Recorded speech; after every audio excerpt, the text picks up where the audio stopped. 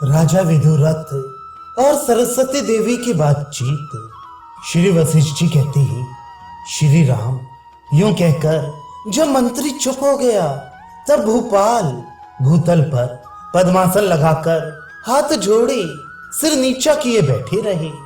उसी समय सरस्वती देवी ने, राजन तुम विवेक द्वारा स्वयं ही अपने पूर्व जन्म का स्मरण करो, यूं कहकर उनके मस्तक पर अपना हाथ फेरा।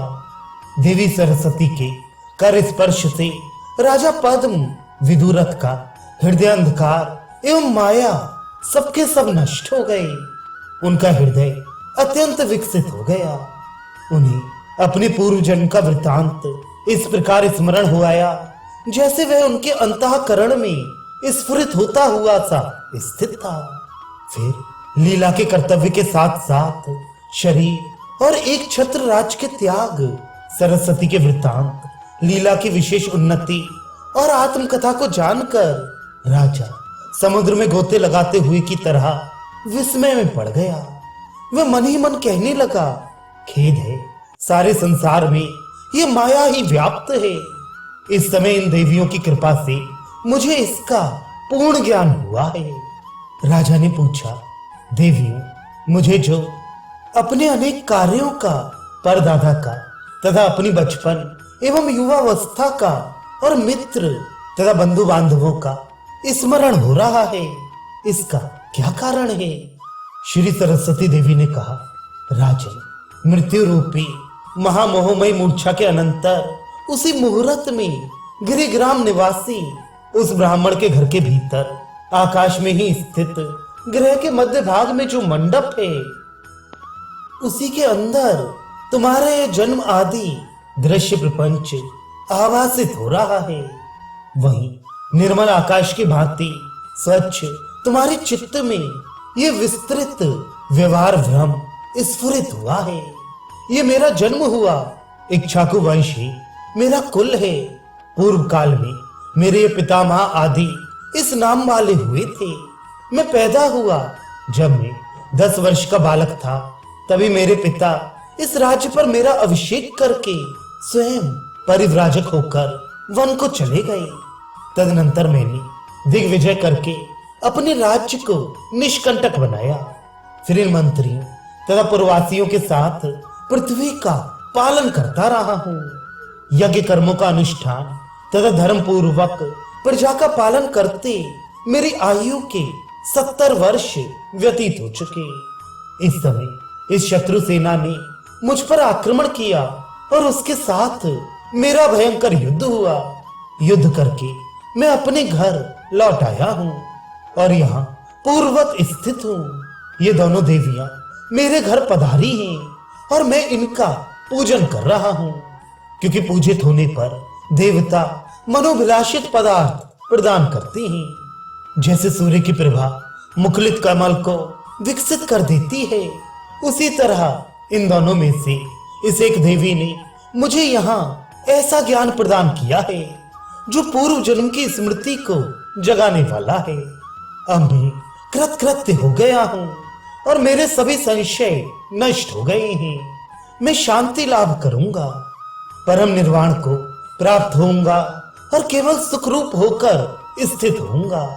इस प्रकार तुम्हारी यह भ्रांति, जो बहुसंख्यक संदेहों से युक्त, नाना प्रकार के आचार विचारों से संपन्न और लोकांतर में गमन करने वाली है, विस्तार को प्राप्त हुई है।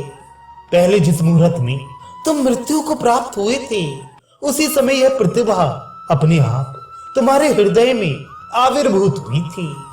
जैसे नदी का प्रवाह उठे हुए एक आवर्त को त्याग कर तुरंत ही दूसरा धारण कर लेता है, उसी प्रकार चित्त प्रवाह भी एक कल्पना सृष्टि का त्याग करके दूसरी कल्पना सृष्टि करता रहता है। जैसे आवर्त कभी दूसरे आवर्त से संयुक्त होकर और कभी पृथक ही प्रवृत्त होता है, उसी तरह यह सृष्टि भी कभी दूसरी से संबंधित और कभी स्वतंत्र ही बढ़ती रहती है। उस मृत्यु क्षण में चिद्भावानुस्वरूप तुम्हारी प्रतिभा में प्रतिभासित असत रूप ये जगत जाल उसी तरह उपस्थित हुआ है, जैसे स्वप्न के एक ही मुहूर्त के अंदर सैकड़ों वर्षों का भ्रम होता है। वास्तव में ना तो तुम कभी पैदा हुए हो और ना कभी तुम्हारी मृत्यु ही हुई है। तुम तो शुद्ध विज्ञान स्वरूप हो और अपनी शांत आत्मा में स्थित हो। ये सारा प्रपंच तुम्हें दृश्य सा प्रतीत हो रहा है। वस्तुतः तुम कुछ नहीं देख रहे हो, बल्कि निर्मल महामणि तथा भासमान सूर्य आदि के समान तुम अपनी आत्मा में अपने आप नित्य सर्वात्म भाव से प्रदीप्त हो रहे हो। वस्तुतः न ये भूतल सत है, न प्रत्यक्ष दिखाई देने वाला ये विदुरत देह ही सत है, और न ये पर्वत ग्राम तुम्हारे शत्रु मित्र तथा हम लोग ही सत है। राजन, जिन्हें ज्ञातव्य वस्तुओं का ज्ञान हो चुका है तथा जो एकमात्र शुद्ध बोध स्वरूप है, ऐसे पुरुषों के मन में ये कोई भी सांसारिक पदार्थ सत नहीं है। भला जिसका आत्मा शुद्ध ज्ञान से संपन्न है, उसे जगत की भ्रांति कहां से हो सकती है। जैसे रस्सी का ज्ञान हो जाने पर जब उसमें सर्प का भ्रम मिट जाता है, तब पुनः उसमें सर्प की भ्रांति नहीं होती। उसी तरह जगत भ्रम के असद भाव का पूर्ण ज्ञान हो जाने पर फिर उसकी सत्ता कहां से टिक सकेगी। मृग मारीचिका का यथार्थ ज्ञान हो जाने पर पुनः उसमें जल बुद्धि कैसे हो सकती है। उसी तरह स्वप्न अवस्था में घटित हुआ अपना मरण जागृत अवस्था में अपने स्वरूप का ज्ञान हो जाने पर कैसे सत्य हो सकता है। शरतकालीन निर्मल आकाश की शोभा के समान जिसका हृदय स्वच्छ निर्मल और अत्यंत विस्तृत है, उस शुद्ध तत्ववेत्ता पुरुष की बुद्धि में अहम और जगत की प्रतीति तुच्छ शब्दार्थ की द्योतक है। ये वास्तविक नहीं है, केवल वाचिक व्यवहार मात्र है। महर्षि के यूं कथा कहते कहते दिन समाप्त हो गया।